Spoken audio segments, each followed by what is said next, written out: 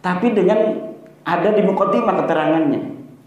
Ada juga yang tidak jujur, seorang muhakkik kitab masa lalu itu, yaitu dia ambil kitab Abnaul Imam itu yang ditulis 199 Hijriah. Tahunnya itu 199 Hijriah. Namanya Imam Tabatabai. Kemudian dicetak hari ini oleh Yusuf Jamalul Lail. Diberi angka tahun 400 Hijriah. Jadi ulamanya tahun 199 Hijriah. Di jilidnya disebutkan 473 atau 37, saya lupa, itu sekitar itu. Kemudian dikatakan ditulis oleh dia dan ditambahi oleh dia, Yusuf Jamalul Lail yang hidup sekarang itu, dicetak atas nama ulama masa lalu. Ininya pemalsuannya itu luar biasa. Makanya orang itu kalau baca Abnaul Imam bingung. Karena khotnya, komputernya itu sengaja khot yang susah dibaca juga. Coba baca kitab Abnaul Imam. Susah dibacanya kitab itu. Kenapa? Supaya orang bosen. Supaya orang bosen dulu, lah yang penting keterangannya, gak usah ini mah susah dibacanya. Dan lihat di dalam kitab Abnaul Imam itu, judulnya gede kan?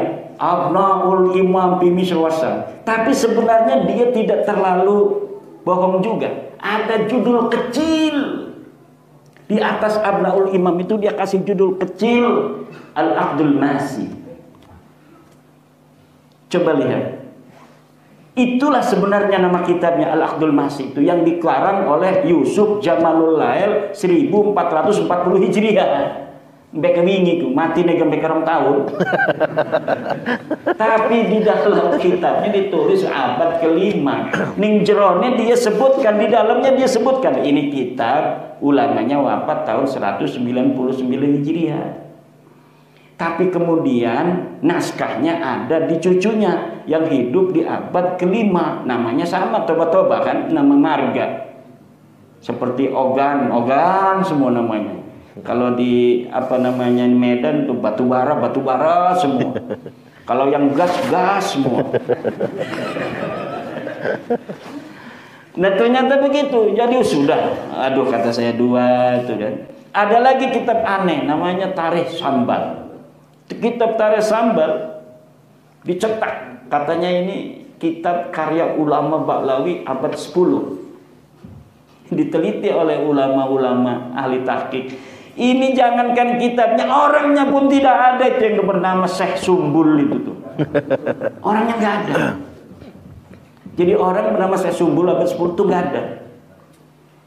Lalu ketika dikritik oleh ulama, Muhammad Al-Habsyi ini mengambil kitab yang dia yang dia ambil itu, yang namanya dirubah menjadi Sumbul itu, yaitu Tarikh Ibnu Hisan. Sebenarnya kitab itu adalah karangan Ibnu Hisan. Apa dia motifnya sampai mengganti nama? Motifnya sangat mudah untuk ditebak, untuk mempertahankan nasab. Kenapa? Karena di dalam manuskrip Ibnu Hisan tidak ada nama Ba'lawi. Kalau dia menggunakan nama Ibnu Hisan ditaruhin Ba'lawi, sementara orang lain nanti punya manuskrip yang sama, dia ketakutan, takut manuskripnya ada lagi yang punya di negara lain, maka akan ketahuan bohongnya. Maka sekalian saja nama pengarangnya diganti agar tidak terdeteksi. Karena kalau namanya Tarikh Ibnu Hisan, dia takut masih ada di belahan dunia lain manuskripnya orang yang megang. Nanti kalau misalnya sama-sama dicetak kok beda. Itu motif-motifnya. Maka dalam ilmu sejarah ada yang disebut kritisasi sumber. Jadi setelah heuristik itu ada kritisasi sumber. Udah kitabnya numpuk, manuskrip numpuk, ini satu-satu diteliti. Ini katanya Ardul Jali Murtado Az-Zabidi. Betul nggak ini karangan Murtado Az-Zabidi? Coret, tidak layak untuk dijadikan sebagai sumber karena pengarangnya palsu. Dan di dalamnya itu baru melihat dari mana dia muncul. Kalau kita baca satu-satu, banyak kebohongan. Masa iya seorang Murtadha Az-Zabidi itu berbohong? Orang mengatakan di dalam kitab Ar-Raddul Jali itu, Ibnu Hajar, bukan Ibnu Hajar, Al-Ubaidili telah menulis bahwa Ahmad bin Isa hijrah kiamat. Ditulis di dalam Ar-Raddul Jali. Nah, kita punya kitab Al-Ubaidili, namanya Tahdhibul Ansab. Kita lihat di dalam kitab Al-Ubaidili, betul nggak itu Ahmad bin Isa hijrah kiamat? Nggak ada. Masa iya Syekh Murtadha Az-Zabidi bohong? Kalau kita meyakini itu kitabnya Syekh Murtadha Az-Zabidi, berarti kita menuduh Syekh Murtadha Az-Zabidi yang mengarang Ihya itu sebagai pendusta. Dan bukan hanya itu, banyak lagi tentang Mauladawilah dan sebagainya ditulis, padahal masa hidup Mauladawilah dengan katanya orang yang dia mengirim surat kepadanya itu tidak satu masa. Banyak itu.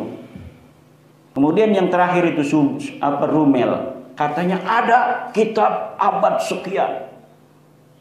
Bin Jadid mengarang kitab Al-Arba'un. Mana kitabnya? Enggak mau katanya. Belum boleh oleh sponsor saya. Bukan belum boleh, karena kalau disebutkan saya bisa mengatakan itu palsu. Karena gampang untuk meneliti sebuah algoritma yang telah kita banyak baca hal-hal yang berkaitan dengan sebuah nasab yang kita teliti. Itu gampang karena algoritmanya sudah jelas. 1, 3, 5, 7 udah jelas. Nggak mungkin 1, 5, 3, 1, 3, 5, 7 langsung ke 10. Nggak bakal. Algoritmanya kan 1, ganjil kan, 3, habis 3 5, habis 5 berapa?